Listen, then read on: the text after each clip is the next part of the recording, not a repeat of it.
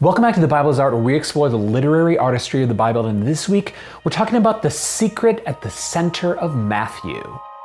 Matthew 13 is about secrets. In this chapter, Jesus teaches 8 parables and tells the disciples that they reveal the secrets of the kingdom. And much like Samson, who both tells riddles and is himself a riddle that the reader must solve, so Jesus not only tells secrets, but Matthew has made the chapter itself a secret. You see, Matthew has placed chapter 13 as the chiastically central chapter in the book. As many have noted, Matthew contains 5 teaching blocks of Jesus that conclude with the phrase, "When Jesus finished saying these things." And these 5 teaching blocks are chiastically arranged. Each section has both thematic connections and connections related to their setting. The scenic connections move from mountain to land to sea and back to land and to mountain. Matthew has organized this geographical journey to symbolically communicate Jesus' greatest action. That is, his descent down into the watery death and his ascent into glory of the resurrection. Matthew connects the physical objects of water with death in Jesus' baptism in Matthew 3, and the Gadarene demoniac in Matthew 8, and mountains with glory and exaltation. See the Transfiguration in Matthew 17. Matthew melds form and content into one beautiful design. But the secrets go deeper. Not only is Matthew's gospel chiastically structured, so also is the central chapter itself chiastically structured, Matthew 13, as scholars like David Wenham and Thomas Constable have noted. In the central section of this chiasm, that's verses 34 through 43, Jesus quotes from Psalm 78. Here's what Matthew says. All these things Jesus said to the crowds in parables. Indeed, he said nothing to them without a parable. This was to fulfill what was spoken by the prophet. I will open my mouth in parables. I will utter what has been hidden since the foundation of the world. What is striking about this is that Psalm 78 seems to be the center of the book of Psalms. In 2007, Beat Weber published an article entitled Psalm 78 als Mitte des Psalters, ein Versuch. Psalm 78 as the middle of the Psalter, a trial or examination. Weber noted a few lines of evidence that indicated that the final organizer of the Psalter designed it so that Psalm 78 would be the center of the Psalter. Here's how he argues. First, the Psalter is organized into 5 books, with the central book 3 containing Psalm 78.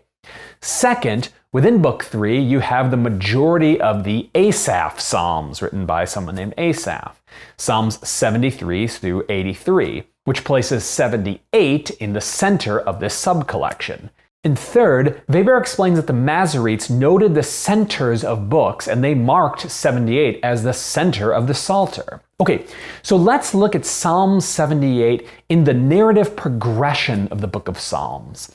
Starting with Gerald Wilson's dissertation, The Editing of the Hebrew Psalter, commentators have noticed that the book of Psalms is not just a haphazard collection of unrelated songs, but was designed with narrative or thematic progression. In broadest strokes, the movement of the Psalter progresses from lament to praise, and the Psalter descends to its blackest in book 3, where our psalm is. There we have Psalm 88, the only lament psalm without any sort of resolution at the end, like a confession of trust or confidence. Okay, so now let's look at Psalm 78 and what it actually says and teaches and see how that applies to Matthew. Psalm 78 opens by calling the reader to listen to the psalm because it is a parable and a dark saying or riddle, and that we ought to teach this psalm because it will recollect God's glorious deeds and wonders. The psalm will go on to review the history of Israel's disobedience despite God's great things he has done for them. Psalm 78 in verse 2, the verse that Jesus quotes in Matthew, reads this way,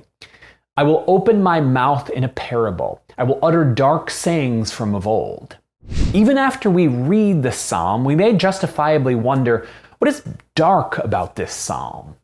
The word dark can mean a saying that is enigmatic or like a riddle. Okay, so what then is perplexing or strange? What is the particularly parabolic and pedagogical thing that we are to learn? Well, there are at least two enigmatic ideas that are offered in Psalm 78. First, the enigma of sin.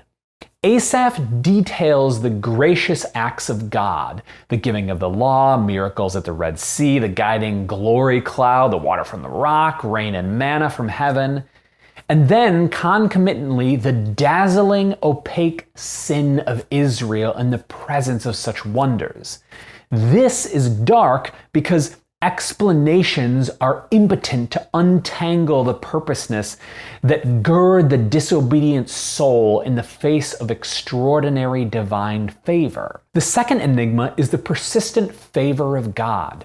Why does God not only remain, but continue his blessings on such a sour people? 2 times in the psalm, God's perplexing goodness is highlighted. Once in the middle and once at the end. In verse 38, after cataloging Israel's viciousness, Asaph says, "Yet he, being compassionate, atoned for their iniquity and did not destroy them. He restrained his anger often and did not stir up all his wrath." And concluding this psalm in 69 through 72, Asaph says, "He built his sanctuary like the high heavens, like the earth which he has founded forever. He chose David his servant and took him from the sheepfolds, from following the nursing ewes. He brought him to shepherd Jacob his people, Israel his inheritance. With upright heart he shepherded them and guided them with his skillful hand."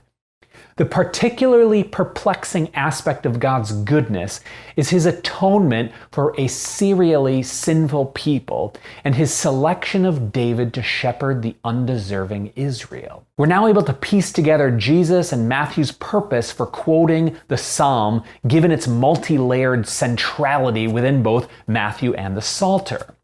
Matthew quotes the second verse of Psalm 78, "I will open my mouth in parables, I will utter what has been hidden since the foundation of the world." On first reading, you might think that what has been hidden is everything about the kingdom that Jesus discloses in the parables. And while that is certainly true, there must be another layer, and this for 2 reasons. First, Matthew quotes Psalm 78, implying that what he is doing is connected to that psalm. Jesus could have just explained his purpose for speaking in parables without quoting Psalm 78. Therefore, Psalm 78 will provide an interpretive key to the parables. And second, we've seen that there are multiple layers of centered texts, a phenomenon that requires an explanation. Jesus quotes Psalm 78 in verse 2 for multiple reasons.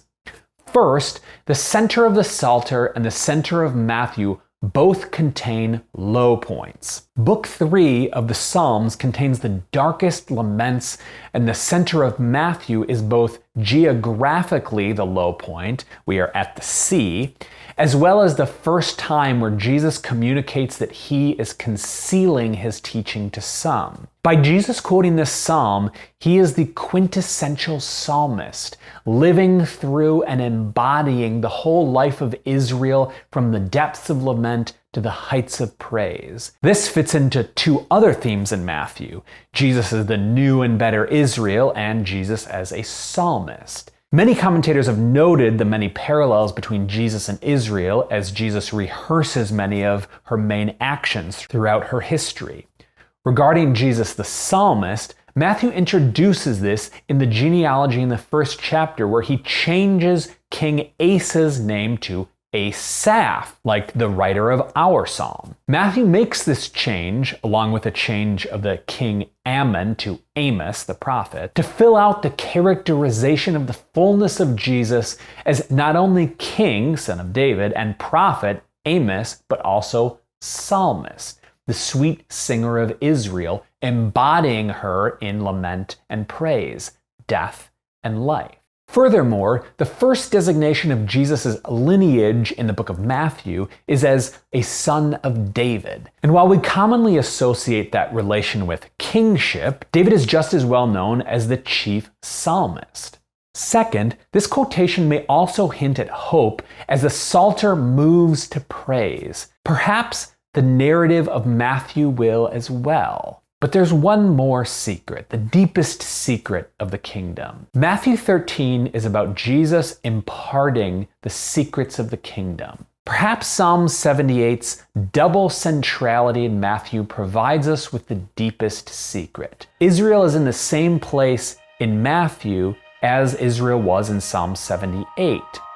God came to Israel in Jesus, and he has been doing wonders for 9 chapters, and Israel has largely rejected him.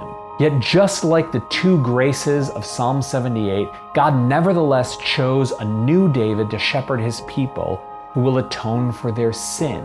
And just like the central depth of lament in Book 3 of the Psalter, and the geographic descent from the glorious mountain to the sea in Matthew, the atonement will occur by the Davidic and Asaphic singer going down into death and rising to the mountain of praise.